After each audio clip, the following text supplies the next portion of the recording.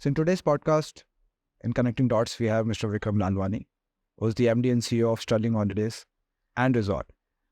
And I'm very excited because he's the first revenue manager of India and a lot of experience, more than 26 years of experience under his belt.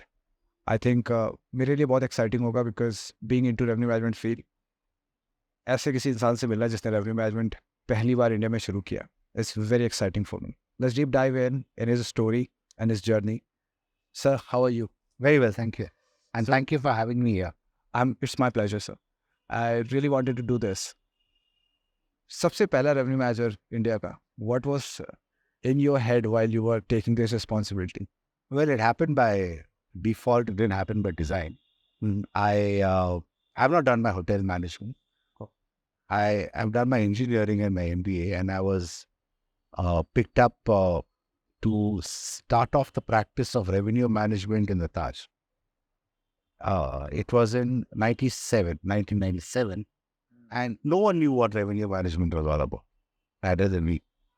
We were a batch of about 5 or 6 the people from across the country who were picked up for this particular job.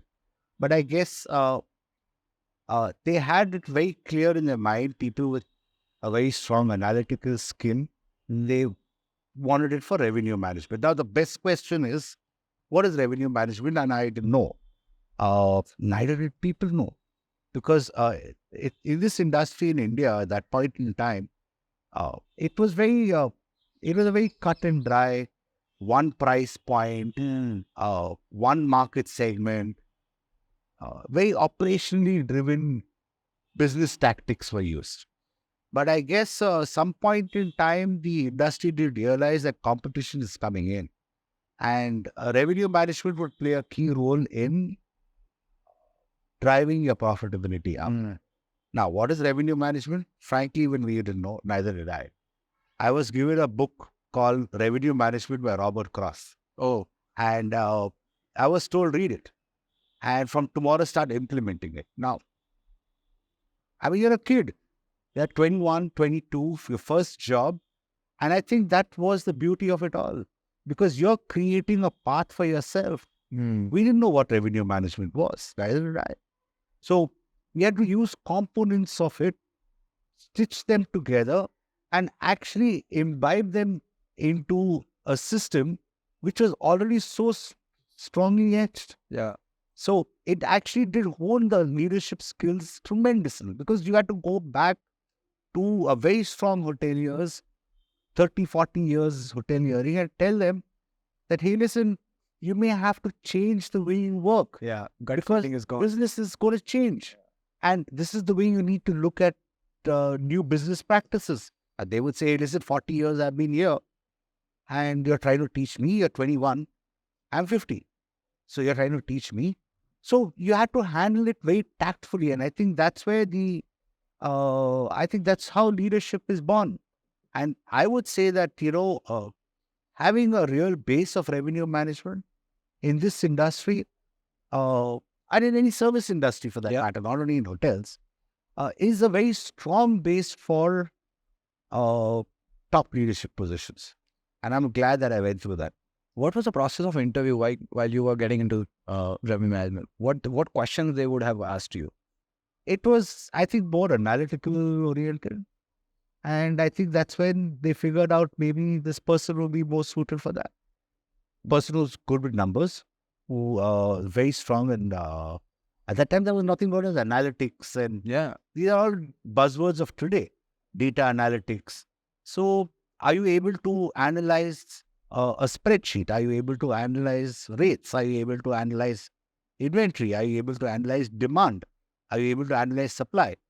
If the answer was yes, then I think you're kind of fitting in. So basically, the people who were taking the interview, they didn't know about revenue management, but were taking the interviews. I don't think so. They also knew as much. But I think it evolved over a period of time. And they also learned along with what we were also doing within the system. I remember when I joined, people asked me, are you in accounts? Are you in finance? मेरी mummy अभी भी पूछती हैं sir. Yeah, are you in accounts? Are you in finance? No, we are not in accounts. We're not. Oh, you're in marketing. No, we're not in marketing. Oh, you're in sales. No, we're not in sales. then what are you in? Revenue management. What is that? So it was you were actually swimming against the tide. Yeah. And when you try to imbibe a new philosophy or a business practice, you have to sometimes swim against the tide. You can't step over people's toes because they are far more senior than you are. They're far more qualified than you are. So you had to actually take them along and take them on your side for them to realize what you're saying makes sense. Yeah. I got into operations from revenue management precisely for this reason. Okay. I overbooked a hotel, right? I mean, saying that, okay, these are, the possible no-shows, these are possible late cancellations, but none of them happened. You can go wrong at times. Of course, it's an And that at that point in time, we did not have the kind of tools that we have today. Yeah. Right? So I did make a mistake. So then the front office manager comes to me and tells me, well, you do not know how to deal with guests. It's very easy for you to sit in front of the computer and make the changes, but it's very difficult for us to manage it. Yeah. So I said, okay, from tomorrow I'll start managing that as well. Wow. So then no one can question my decision left or right. Yeah. So I took on an operations role as well to actually add value to what revenue management can do in the system. So no one can tell me, hey, listen, you can't stand in a duty manager's desk and bump off guests because you do not know how painful it is. I said, don't worry, I'll go through that pain. So that's how my foray into hoteliering itself started. So from revenue management, moved into operations, then sales, then you had a combination of these three, which is actually a lethal combination. It is this day and age. I didn't know. So it was not by design. It all happened by default. And once I started taking over those additional roles, I said, this is the line I need to be in because this is the line that also adds, apart from using my gray cells, it's also quite glamorous. Yeah. It's a nice line to be in. That's how I got into hotelier. And that's when my ambition grew to, at that point in time, was to become the youngest non-hotelier general manager ever. You became GM at the what age? 25. 25, 26. And I have done this a lot of podcasts where I've said that there is an age in the hospitality industry when you can become a GM. It is 35 plus. And you were 25-year-old and you are a GM. Wow. And I had to break through it because see what happens is you have certain skill sets. I had needed to learn the operational skill set. You have the business skill set. I learned the operational skill set and then married the two. So that's when you were surging ahead because you're learning the domain plus you have the business bent of mind where you're able to drive yields and profitability far better. And I think that was the lethal combination at that time. So revenue management back then was very difficult too because it was all new. Now today with all the tools and all the data analytics team which is already there, it has become a lot more easier for people to understand.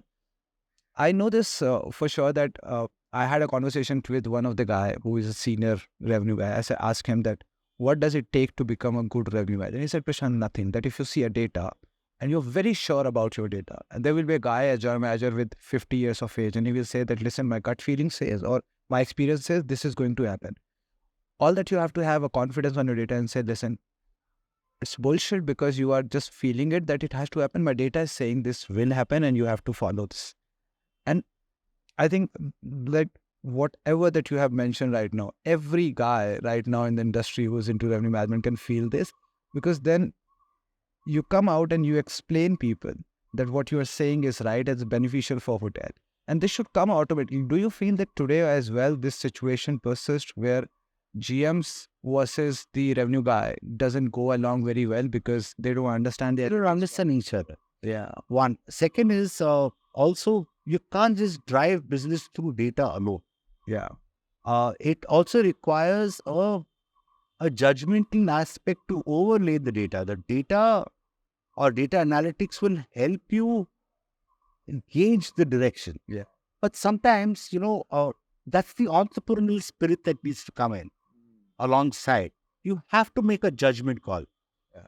You went into a new destination. You have no data. Do I need to go build a hotel in a new destination? You have no data. Correct. So even if you have very limited data, how do you foresee and how do you make a judgment over that data to take a business decision of a large magnitude? So it's a combination of both. Now, today you're saying a general manager and a revenue manager.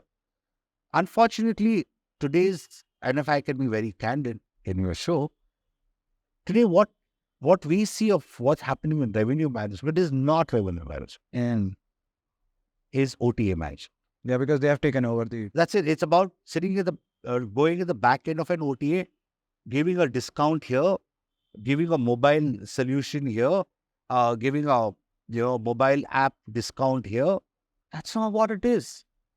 It's a combination of how you can manage demand and create demand simultaneously. Now, for you to create demand, you need to understand what drives each segment of the market. Number one. Today, the digital component has become very strong. So that's number two. Number three, okay, what are the value propositions for that particular customer segment that will drive up demand in that particular customer segment? And then you overlay this. That's revenue management. Correct. Unfortunately, today, the cream that the lot that's coming out as revenue managers are data entry OTA managers. Yeah, basically you teach them system only. That's it. So they don't know the ground reality. Yeah. So that is why there is a disconnect, and the disconnect will continue to grow further if both sides of the coin don't see the same picture. I understood. So I think I will add to this. When I came into this industry, I'm a computer science graduate. I came in. Who certified that I'm a revenue manager is basically a hotel they've taken me first, and they said, okay, you are my revenue manager. They gave me resignation, and it became the certification that I'm a revenue manager. But deep down, I know what my skill is. My skill is that I can analyze data very well, and I can pull out a decision through information. So there are two kind of people that I always say. One is who can read the number, other one who can analyze the number and give you information. And based on that information, GM can take the decision. That's revenue management for me. But throughout my journey, all that I have been taught is learn this system will tell you everything. It took me 6-7 months to understand the revenue management software of Hyatt, to know that why it is giving the recommendation what it is giving me. Because I was into analytics, and this is my core expertise because I've been studying this, data management, all of this. But current age, when they come in, the first thing that they know is that you have to learn the system. And that's where that I think your points stand true, that, they are not the real revenue manager. What they are doing is just going into the pricing, giving discount. They are working on the system basically. So they don't understand the holistic use of revenue management.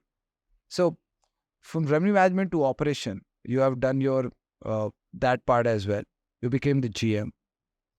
From there to becoming MD and CEO of Sterling Holidays and Resort, what was in your head? Because aspiration, I can see it was there. You wanted to grow much bigger. What drove you through all of this? I think the aspiration has always been there since day one.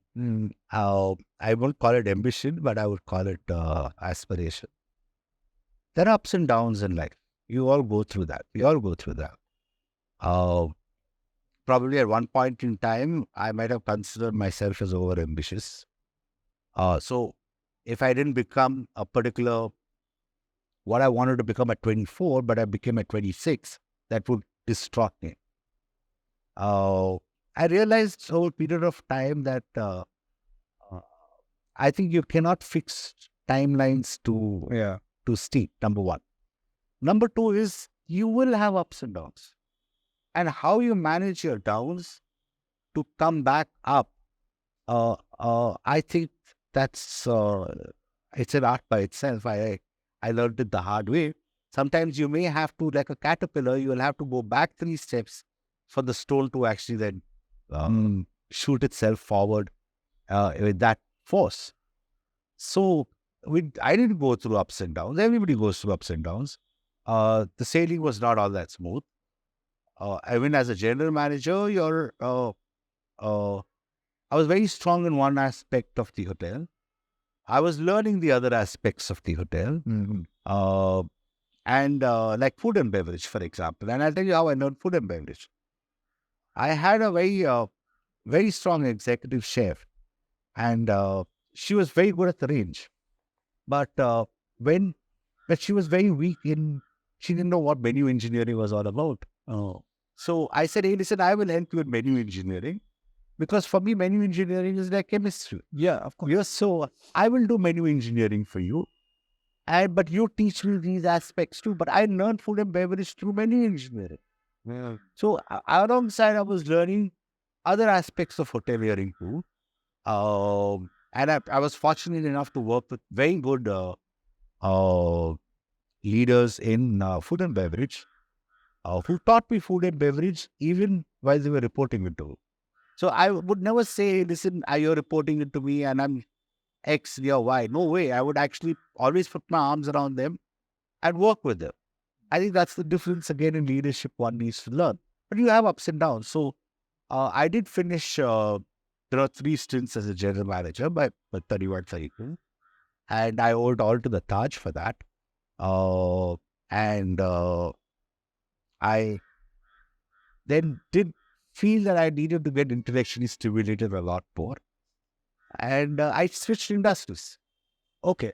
I switched industries. I went into a tech industry, tech and the BPO industry. I was with them for 5 years, and that taught me a lot too. Because you're in a leadership position over there. I was country head, a leadership position dealing with most of the Fortune 50 companies globally. Now, the difference between running revenue management or a hotel and actually doing something of that kind is that it teaches you leadership at a distance. In a hotel, you have all your people right under your nose. So, hey, listen, I need to talk to my food and beverage person. He's right there. I need to talk to my customer. He's right there. I need to talk to my human resources. He or she is right there. Yeah. But in this line, I was dealing with all my clients are Fortune 50 companies. And they're all located globally. My team was located globally. So, and it was a completely different industry. It was contrast to what hotels were all about. Hotels were all about people connect, were all about person to person. That was just the bang opposite. Glamour was here. There was absolutely no glamour there. I mean, I would know the networking was solid in the hotel industry, Yeah. but we didn't. There were pluses and minuses. The pluses were it taught you leadership at a distance. How do you deal with people in your team who are even miles away? And today you have Zoom. That time, 10 years ago, you never had Zoom, right? I used to have bridge calls. So different time zones, clients in different time zones. There, in the hotel industry, you make a small mistake with a customer, fine, you can recover the customer. Yeah. But here, you make a small mistake, It's gone. you could lose in millions Yeah. because the whole account's gone.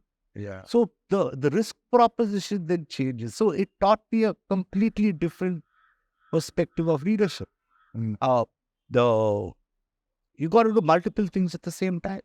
Yeah. You have to handle different scenarios at the same time. You'll have 3 clients talking to you on 3 different occasions within the span of 30 minutes, and you got to give them solutions. So it was a complete contrast to what hotels were all about. But I enjoyed it. I enjoyed that part too because it taught me that. And I said, this is a different style of an industry, different work culture as well. But where I could bring in the difference was the hoteliering aspect. Yeah. The people connect. How do you connect with your clients? How do you connect with your team that you're working with? That the kind of finesse that you need to have in dealing with people. Yeah. I brought that into this line. So it was a roller coaster journey, and obviously I did get burnt out. It was a roller coaster journey. And then I wanted to come back to the industry. Because for the love of industry, because you loved hospitality. I was missing the glamour of, I mean, to be very frank, uh, I would walk into a hotel and I would say, wow, wow. I mean, I worked in hotels. I worked in brilliant hotels. I worked in Taj Exotica Goa. I worked in the Taj in Jaipur. I worked in the Taj in Cochin. But I would still miss hotels when I would walk into hotels. So, but I knew very well that this is what I wanted. This is the kind of qualities I needed to learn. This is the kind of leadership traits I need. And I completely owed, and I'll tell you the name of the company, to Sutherland. I completely owed to them. My ability today to take on a lot more is because of that. That's what the hotels will teach you. So I think somewhere cross industry exposure is absolutely critical, even if you're a hotelier. So you said you're from the computer science background, right? I think you coming out of the hotel industry, moving into that background, coming back into the hotel industry, and then marrying the two. I think that's where the fun. Best of two worlds. That's where the fun is. Yeah. And the leadership qualities you learn in one complements the leadership qualities you learn in the other. Because both are the two different They're completely two different ballgames. So that's when, the love of the industry again. Everybody makes mistakes, and then finally, I did get a opportunity to come back with Sterling, and I started revenue management for Sterling. What I started the Taj 20 years before that. So did I have to pull back the caterpillar? Yes, I did pull back the caterpillar. But it is, it's not about what you just do. It's about the impact that you make. And I think that's where, again, a lot of the people in this generation, or in the generation below me, are missing out, because it's not just about title and position. It's just not about how much paycheck you get at the end. I know that's important too. But it's about what is the impact you can have in an organization. Can you change the course of the organization? Can you change the course of business? And I think I learned that right from the day one when I joined the Taj in revenue management. And I'm trying to link the two. So when you came back to Sterling, were you thinking that you were reached to a CEO position? What was that in your mind? I never had that. I learned that lesson, as I said, that I didn't want to, sound over ambitious within time frames, because it was going to destroy you. In fact, I said, what is the impact I can actually have in the organization? What's the impact I can have in the industry in a whole? And I think the rest will all fall in place. So that's what happened. So what was different that you did for Sterling that has made you climb the ladder and reach to the top position? Okay, just 2-3 things. They may sound very simple. I did build the non-member segment for them. Okay. Right from the beginning, which was about 2 to 3% of the overall business then. And today it's 85% of the business. Now. But it did take its time. But the leaps and bounds in which the change had to happen I think it was path-breaking. And I think that's the impact that one needs to have, number one. Number two, one needs to also understand, and I did understand that, is multi-skill. Ability to do 3 jobs at the same time. That is entrepreneurship, basically. I don't know what that is called, but that's what I learned in my seconds in the industry in Sutherland. Yeah. Doing 3 jobs at the same time. You're actually impacting 3 different zones. Yeah. So I think multi-skilling is so. From revenue, went into engagement, customer engagement. Then went into business development. Then went into sales. So it's you're adding on more and more to your portfolio. And you're making an impact everywhere. So I think it's about impactful leadership, and it's not about leadership. Yeah. Unfortunately, In today's day and age, hey, my title is important. Oh, am I a junior VP or am I a senior VP or am I super senior VP? I mean, they don't make a difference. Yeah.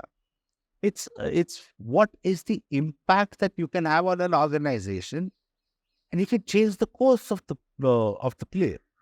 And I think that's where I had my first stint with the Taj in revenue management, because you have to change the course. I mean, without you being given a complete blessing, sorry, boss, this is the path. Find your way. Tell me more about Sterling, sir. What what Sterling is right now, what it was when you joined, and where it is heading now. So we've evolved. As you know, Sterling was the first holiday company in India. Mm. It was predominantly to timeshare. They started the whole concept of actually holidaying in India. A lot of first times in your life. Yeah. So, uh, and the company had its own journeys of ups and downs. And since about 2015, 16, we've been stabilizing and growing the company. I said we because it's not only me; it was a team of people that did it. And today we are in a very comfortable position as one of the leading hospitality chains in India. And that's where we are. And we are currently about 45 resorts, hotels, and retreats. We hope to be about 52 by the end of this financial year. We will scale up the company, and the business model is working for us. The parent company is outside India already. So, do we say that we are covering Sterling is covering the entire of the India in terms of resort destinations? There's potential for a lot more because we are present right from Srinagar to take the lead from Gir to Gangtok. We are present in 41 destinations. We will be about 47, 48 destinations by the end of this year with 52, 53 hotels and resorts. Yeah, that's where we are. And we would grow. And what about outside India? If opportunity comes, well and good. But we will go where Indians travel to. Okay. Not something which is completely off the radar. Mm. I don't want to give examples, otherwise I'll be taking dings. But, where Indians travel to, opportunities are there. Well, it's welcome because we're very, very strong in the Indian market. And 99% of my business is domestic. Okay. So I don't rely on inbound business too much. I've always believed since my days in the Taj that domestic uh, is the place to be in. Mm. And even during the tough times of COVID and post-COVID, it proved itself that domestic is the place to be in. So we are very strong in the domestic sector. We have tremendous amount of goodwill. We have evolved over a period of time. And we are changing, again, the kind of hotels experiences is kind of radically slightly different from what one would traditionally see in a hotel or a resort. So, how Sterling is different from any other resort company which is already present? What are the pillars that it is built on, basically? Okay. One is when I'm speaking about expansion, I'm not speaking about blind expansion. I'm speaking about a very, very strategic style of expansion. I do an asset type. I've got my own resorts, and we've got partnered resorts, hotels. And we take up those locations where we are relatively sure, 95% sure that I'm able to drive my existing business there. Okay. So, the current consumer base can go there. Can lift, shift, Yeah. and move. So it's just not a blind expansion just to add on number of keys of hotels. No, I don't do that. So in different pockets of leisure, whether it's wildlife, hills, now I've entered the theme park segment, riverside, beaches, pilgrimage we are very strong. Yeah. The person who travels to me for a holiday in my hills will go at least once or twice to a pilgrimage destination. Yeah. In his so so what happens is I'm trying to cover the customer 360 days. Chain users. So his purpose today is the hills because he wants to go there in a month of May. Yeah. But yes, before an auspicious occasion, I want to go to Guruvayur.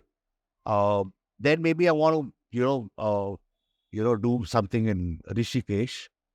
So I cover the customer throughout, and I think that's the most strategic way of doing it, rather than just blind expansion, because you're able to lift, shift, and move the customer based on the value propositions that you're able to give the customer. And this is also revenue management. I know.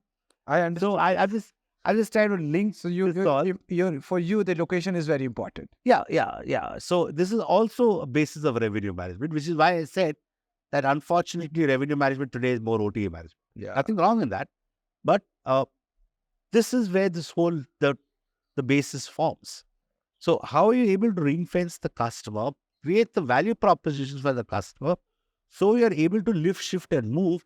Your landed cost of reservations come down. Yeah. You're very sure you're sure of what you need to deliver to the customer Because operationally. Yeah. The customer is sure what he or she can expect out of you. The comforts built, and you're ring fencing him for different purposes. So that's the is there anything difference. Is there anything likes of Club Mahindra holidays that you guys work on, like of a yearly package kind of a thing for them? Because if it is a Sterling holiday, there should be something of that sort. As I said, it's not necessary to the timeshare route. I'm not doing long-term timeshares anymore. So I'm completely out of that space. So my customer base is strong enough today where even if a person comes in as an FIT, I'm able to ring fence in and convert him into an FIT or another hotel. So that led me to a question: what is your repeat rate? Okay, it keeps growing, at least about 23%. 23%. Damn good. Okay, great. And can you guess? Not with the same resort. No, I understand. Not with the same location. Entire chain that you Exactly. And they're not timeshare customers. So what are the things that goes in to make sure that this 23% is growing, and also to retain all of this? So one is you need to have a very strong engagement framework. So again, that's part of revenue management. Right. The customer comes, he or she is happy. The NPS is 70% and more. This is an opportunity to engage with the customer, not for the purpose of just selling him something else, selling him or out, but is to identify the next need of the customer. Which is one more new resort in a destination where customer wouldn't want to go. Yeah. So, on the need. Yeah. Okay. I need to, okay, I'm from Gujarat, say. Okay. Yes, this time I traveled to, I'm just giving an example. I traveled Himachal. I did, and it's a circuit. Nobody travels to only one location in Himachal and comes back. Simla, Manali, and So he or she does, along with the family, does a circuit. So very happy. So for me is to engage with that customer to then convert him into a circuit for Kerala. Okay. At some point in time, or even if say a customer from Chennai is going to Ooty or a Yerkad, a hill station. Why? Because I want to beat the heat. At some point in time, they may want to go to Guruvayur. So you extend their purpose into the next destination. Yeah. Then from Guruvayur, you say, listen, you like the hills, I'm coming up with the next hotel in the hills. Yeah. So then, okay, let me try the next hotel in the hills. Yeah. So you're actually getting into the customer's needs and wants. And then it's more difficult to do that. To acquire a customer, you can acquire a customer, but then how do you retain it? take the customer along. I think that's something which is unique, and then you imbibe it with all the discoveries and experiences and etc. But I think that's where the differentiator is. There. Correct. So I think I have heard this from a lot of people that data is very important. Data is new oil. So I was doing this podcast with one of the tech founder and he said, data is a crude oil, Prashant. People need to refine it for using it. How are you looking at this data? Because you have so much of hotel, which means you have so much of data. And data play a lot of important role for you to take a lot of decisions that where you have to go, which new location that you have come in, and what your customer want. What are the 3-4 factors within the company where you get all of these data and then how you process this to take decision? You can get lost in data. Yeah. Right. And or probably, if I may even say, you can be driven mad by data. So you have to learn how to select 2 or 3 key KPI that emerges out of the barrage of data, and see the trajectory those 3 or 4 KPIs are taking. That's all. And you overlay that with a judgmental decision, as I said. So depending, suppose you want to say, you're very strong in the hills, say, for example, you want the next hill destination. That's a pretty, the judgment plays a larger role. But when you're going into a lesser known destination, you'll pick up those 3 or 4 KPIs that you evolve. How many of them are within the source market? Yeah. How many of your customers are, say, within 3 or 4 hours of driving distance within that location? Yeah. So what's your customer base there? So that's one KPI. How is that growing over a period of years? That's the second KPI. So I'm just giving an example. The third one, how many of them tend to take more than what I call frequent breaks in a year?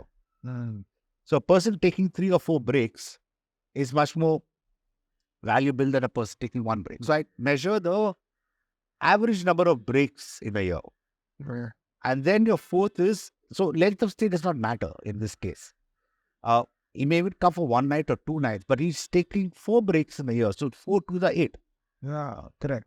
So, and in different locations. So these are the 3 KPIs, and you see the trajectory and you say, okay, fine, this is the market I can be very relatively confident of winning.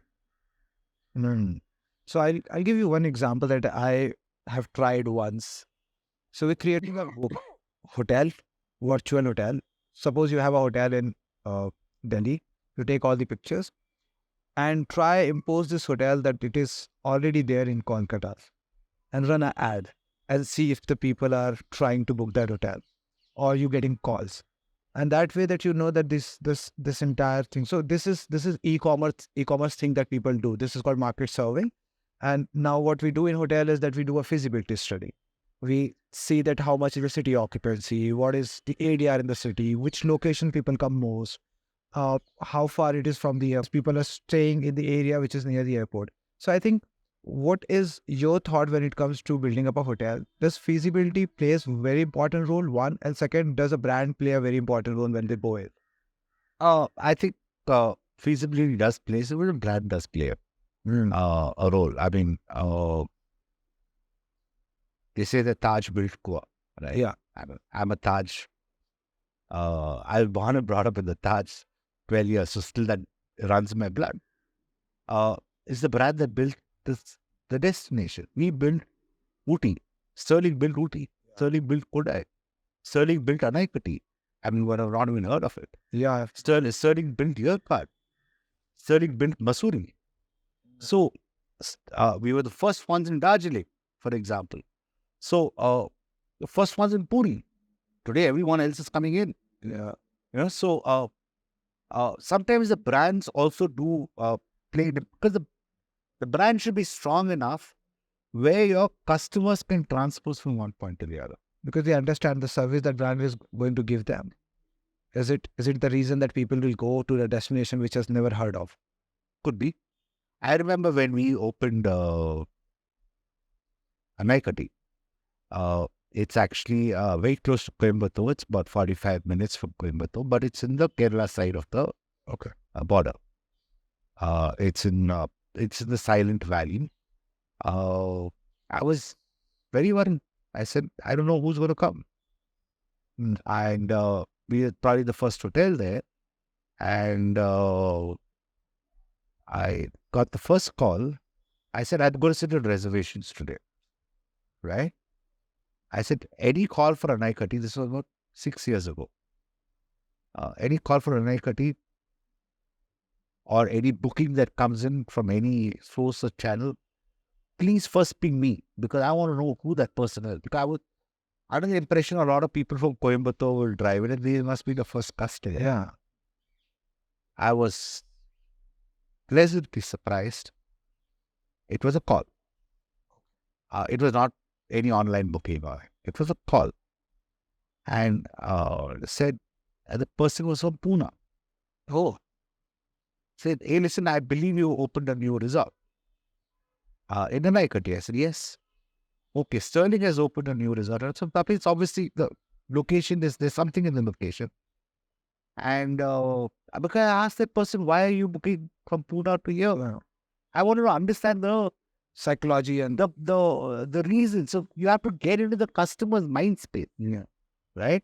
So said Sterling has gone there, something has done enough and more about the destination. Research about the destination, and Sterling is known to create destinations. So I'm sure. And I must be the first ones to go it. So I'm sure I'll have a fantabulous first time experience. I said, well, that's news to me. So that's when it started ringing in my mind that sometimes the customers tell you much more about what you also know about yourself. And how many hotels are now there at that destination where you opened first? Now there must be up to 4 or 5. 4 or 5. And Sterling is doing good. Great. So feasibility is one thing, but the brand recognition is the It does draw for sure. So do you look at Sterling in next 4-5 years to be the biggest resort brand in India? Or do you see any competition coming up? No, let's see. Competition is always welcome because more the supply, there are more people to market their destinations. So that's not an issue. Yes. In fact, I'm very happy with competition. This answer can come from a revenue guy only. Yeah, I mean, everyone then invests in that place, right? Yeah. Not only me. See, I mean, I don't use these adjectives like biggest, the best, the largest. Because sounds too overambitious. No, it's not about being over ambitious. It's about being. I would rather say I would rather be relevant for my customer. And with things changing so fast, preferences changing so fast, dynamics changing so fast, if I'm relevant for my customer, I'm relevant in business. So I think it's about being relevant to the customer is more important than being the biggest or the largest. With that, Number does matter. With that, automatically things fall in place. Then you imbibe your revenue management, you imbibe all that. Everything else will fall in place. So let me put it in this way. How many more hotels are you going to open in next 2 years? What is the planning? There will be some ballpark figure that you would have thought of that. Itne to khulne. Okay, I don't look too far ahead, but I think COVID taught us all that. You got to be nimble enough to look ahead, but nimble enough to also look at what you need to change very quickly and fast. You need to be agile. So we want to be present in unique leisure destinations in India. And today we are about 45 resorts. We have 45 resorts at 41 destinations. We should hopefully be 52 resorts by the end of this financial year. If all goes this financial year. If all goes well. Because as I said, I'm not running into just adding inventory or adding hotels. Once it's ready, it's strategic. I mean, And I would put it across as about being at least in 55 to 60 destinations in the in India, stroke the region. So it's a good time for hospitality. I think I've seen the financial report of Sterling. Most of the companies are in profit. So whether it's Lemon Tree, Taj, Oprah, everyone has came in profit. How do you see hospitality growing from here? Is there going to be a... So I know that COVID has taught everything to us that anything can go wrong for this industry. But how do you see next 5 years for hospitality now? Uh, okay, let me tell you that there will be ups and downs. Okay. The post-COVID era was a good era for all.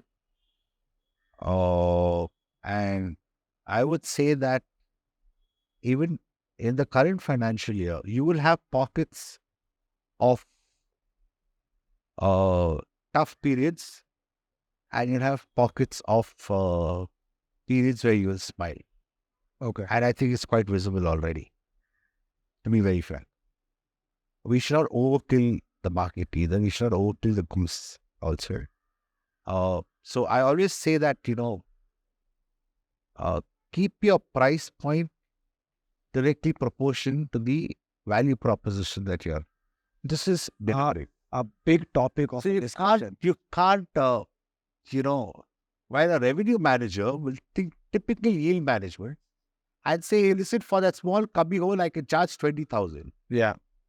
I think somewhere or the other that you must draw that line. As I said, your pricing must be directly proportional to your value proposition. Number one. Number two, premiumness comes in when there is a slight change in demand-supply equation. Yes. And there is a slight change in the perception of a brand. Correct. Right?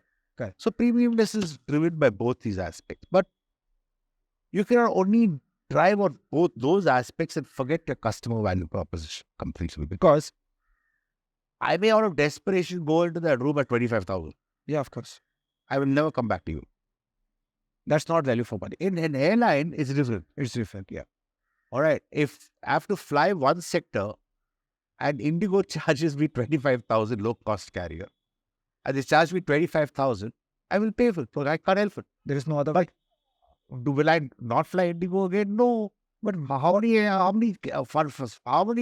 carriers are there? Number one, it's about convenience. It is not about the comfort of the seat alone. So it's slightly different in the airline industry, slightly different in the hotel industry. No, I think airline is point A to point B. It is a need that you have to go. So if it is 25,000 rupees for a sector, I think we need more airlines to come in. That's the reason it is 25. And you're spending 2 or 3 hours sitting on that seat. Whereas in our industry, in the hotel industry or in the resort industry, that person is with you 24 hours. Exactly. It took you 24 hours and not just sitting on a seat. Yeah. He or she is experiencing everything around, including a bed sheets. So I think you said it very right. So about this aspect is what I consider as revenue management, because I have seen a lot of owners coming up and saying, I built a very nice hotel. My room is as big as what Marriott room is. Why I'm not selling it 7,000 rupees? So they don't understand. Do you think that people do understand what is value proposition? See, that's where the difference is. When I told you my customer can be transferred from one location to the other. If I cut him or her off at one point, just because of the fact that I've only played the premium game and not correlated that with my value proposition, I've lost him forever. I think I can have endless conversations with you, and this can go for very long. I will like to cut short this entire thing because we have a time limit to finish this. What is one advice, and this is my last question, what is one advice that you will give to anyone who is into revenue management right now, looking at to grow in this industry, in this field? What are the 2-3 things that they should keep in their head and their mind to go take the path to the growth? I think one, as we've all covered it during this entire interesting conversation, I think important point number one is to be multi-skilled. You cannot be a revenue manager sitting down in front of a computer and not knowing the true world outside. True world outside means the entire hotel landscape or a resort landscape that you're actually selling. Number one. Number two, it's just not about moving a price point up or down. It's about both managing demand as well as creating demand. And does the future of revenue management is bright in India right now? Is very bright, provided they could go either way. Okay. Because when I say either way, meaning they could just become the back end OTA discounters, or they could become true revenue managers. And what I'm trying to list down is this: what will make a true revenue manager? I think in future, true revenue managers are required because of technology coming in. AI will do a lot of tasks for you. Third is digitization. Yeah. How well versed you are with digital? Yeah. So if they are not growing their education level, because you have to work with computers very, very soon. And I think I am seeing it with my naked eyes, doing a lot of things on this AI model. Goods. I think I had enough of knowledge on this, and this was something that was really required for my own personal thing. Thank you, sir. Thank you for your time. Thank you I so would much. love to have you again. And there is a lot many unsaid and untouched point that I would like to cover in future. Sure, anytime. Thank you. You are watching biggest hospitality podcast by a hotelier. Stay tuned. Follow us for more.